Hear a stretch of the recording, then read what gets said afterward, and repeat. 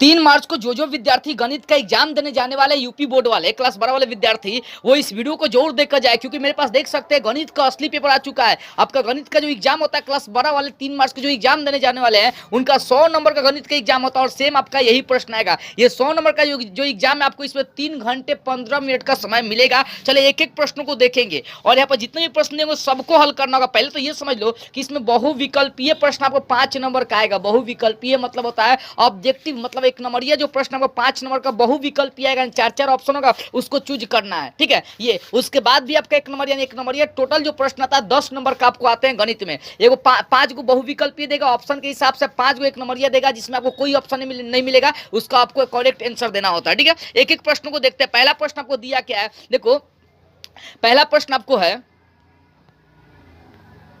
हाँ चलिए पहला प्रश्न हम लोग देखते हैं। बोला कि यदि आव्यूह ए और बी के क्रम आपको पी गुना क्यू और क्यू गुना आर है तो ए बी का क्रम क्या होगा, तो क्यू क्यू खत्म होगा, पी गुना आर हो जाएगा, आपका करेक्ट हो जो आंसर हो जाएगा ए। आगे बोला है कि किसी बिंदु पर रेखा y बराबर x + 1 की ढाल वक्र y² बराबर 4x की ढाल के बराबर है, तो कौन सा बिंदु होगा। तो इसको जब हल करिएगा ना तो ये प्रश्न दिमाग में बैठा लीजिए, सेम यही प्रश्न आएगा, बस सेम एकदम प्रश्न आने वाला है। तो इसका करेक्ट आंसर हो जाएगा 1,2। मैंने इसको हल कर लिया, ठीक है, आपको ऑप्शन ए हो जाएगा। आगे प्रश्न नंबर 3 देखते हैं। बोल रहे हैं यहाँ पर प्रश्न कि देखो इंटीग्रेशन √1 + sin 2x का मान पूछ रहा है, यानी √1 + sin 2x का मान, तो इसका हल करिएगा तो साइन को cos से घटा देंगे, आंसर निकल जाएगा sin - cos x + c, आपका करेक्ट आंसर हो जाएगा बी। अगला प्रश्न बोल रहा है कि आप देखो दो सदिश दिया और इसमें लेमडा वाला है, तो बोले कि एक दूसरे पर लंब है, तो लेमडा का मान क्या हो जाएगा, तो इसको हल कीजिएगा तो लेमडा का मान 6 निकलेगा, करेक्ट इसका आंसर निकल जाएगा आपका सी निकल जाएगा, 3 नंबर निकल जाएगा। ठीक है, आगे जो आपका 5 नंबर जो प्रश्न देगा अंग नंबर आपको प्रश्न, देखो यहाँ पर ये प्रश्न हमेशा एक कंफर्म होता है कि आता ही है। देख लीजिए,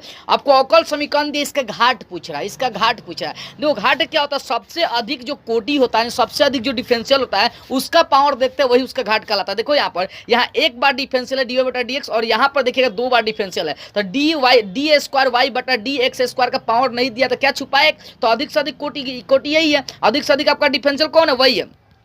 तो अधिक से अधिक जो आपका डिफरेंशियल है उसका पावर देखना, तो इसका पावर अगर दिया रहता 2 तो 2 मारते नहीं दिया तो 1 छुपा, तो इसका करेक्ट आंसर हो जाएगा 1 हो जाएगा। एक कॉर्नर में आपका ऑप्शन हो जाएगा 3 नंबर सही हो जाएगा। ठीक है, तो इस तरीके से 5 को आपका बहुविकल्पीय प्रश्न था, आपको 4-4 ऑप्शन दिया था, उसको हल करना था। अब 5 को और एक नंबरिया ही प्रश्न आपको मिलेगा 2 नंबर प्रश्न में, वो 5 को एक नंबरिया प्रश्न होता है, उनका प्रश्न आपको बनाना होता है, उसको हल करना होता है, तभी जाकर आप उसका आंसर ढूंढ पाएंगे, अन्यथा उसका आंसर नहीं ढूंढ पाएंगे। ठीक है, आपको देखो दर्शाना फलन यहाँ पर दिया, इसको दिखाना कि संतर नहीं है। ठीक है, फिर 2 नंबर प्रश्न है sine inverse I into sine 7π/4, उसको आपको ऐसा फिर आगे दिया y बराबर दिया, इसको डिफरेंशियल करना है, फिर आगे अवकल समीकरण दिया, इसको हल करना है। ठीक है, फिर आगे प्रश्न आपको क्या किया है, ये वाला प्रश्न दिया है, ठीक है ना, प्रायिकता वाला प्रश्न दिया है। तो 5 को प्रश्न दिया है एक नंबरिया, इसको हल करना है, ये एक नंबरिया ही प्रश्न है 5 को, 5 को बहुविकल्पीय और 5 को आपका एक नंबरिया प्रश्न जिसको हल करना होता है। ठीक है, तो 5 5 10 को। अब आप सोचेंगे इसका आंसर कहाँ है, तो बाबू इसका आंसर मैं बताऊंगा तो 4 घंटा 5 घंटा का लंबा वीडियो हो जाएगा।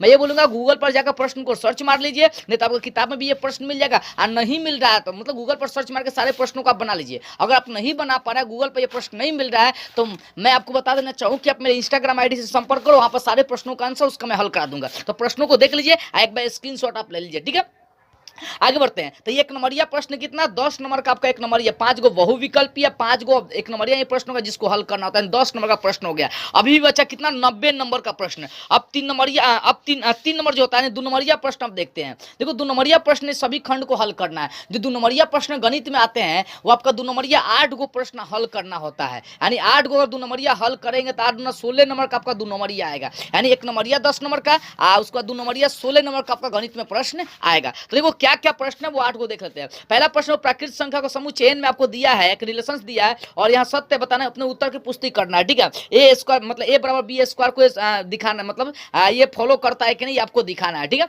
तो इसको पुष्टि करना है, गूगल पर सर्च मार लीजिए, नहीं तो यूट्यूब पर ढूंढ लीजिए, तो किताब में ढूंढिए, नहीं हो रहा था इंस्टाग्राम से संपर्क कर लीजिए। देखो यहाँ पर y बराबर आपको दिया है, y बराबर आपको यहाँ पर दिया हुआ है, इसको हल करके डिफरेंशियल इसका निकालना है। ठीक है, इसको हल कर लीजिए आप लोग। उसके बाद आगे देखिए, फिर आगे 3 नंबर जो प्रश्न है वहाँ भी अवकल समीकरण दिया, इसको हल करना है। फिर प्रायिकता वाला प्रश्न दिया, देख लीजिए एक बार, स्क्रीनशॉट ले लीजिए सभी का और बनाइए सारे प्रश्नों को, जाकर सभी खंड को हल करना है। आपको अवकल समीकरण दिया हुआ है। ठीक है, मतलब 2 नंबरिया प्रश्न आपको 8 को देगा। ठीक है, जैसे 3 नंबर 4 नंबर आपको 4 को देगा, 2 नंबरिया 16 नंबर का होता है। अवकल समीकरण दिया है, उसके बाद अवकल समीकरण निकालना, अवकलन निकालना इसका। उसके बाद एक लीप ईयर में 53 रविवार होने की प्रायिकता निकालना है, तो 1/आपका 365 हो हो जाएगा। उसके बाद यहाँ पर देखो बिंदु और सदिश दिया है, समानांतर है तो इसका समीकरण निकाल देना है। यहाँ पर आपको सदिश वाला दिया है, तो इस तरह से तरीके से 3 नंबर और 4 नंबर जो प्रश्न आएगा 2 नंबरिया ही प्रश्न आपको मिलने वाला एग्जाम में, यानी 8 को 2 नंबरिया प्रश्न आएगा। मैं यही कहूंगा कि एक बार स्क्रीनशॉट सभी प्रश्नों का ले लीजिए। अब आगे जो 5 नंबर प्रश्न आएंगे तो इसमें 5 नंबरिया प्रश्न आपको देता है 10 को, सबसे ज्यादा 5 नंबरिया प्रश्न आता है, यानी देखो 5 नंबरिया प्रश्न 10 को देगा, यानी 50 नंबर का केवल और केवल आपका 5 नंबरिया प्रश्न होता है। कितना नंबर का?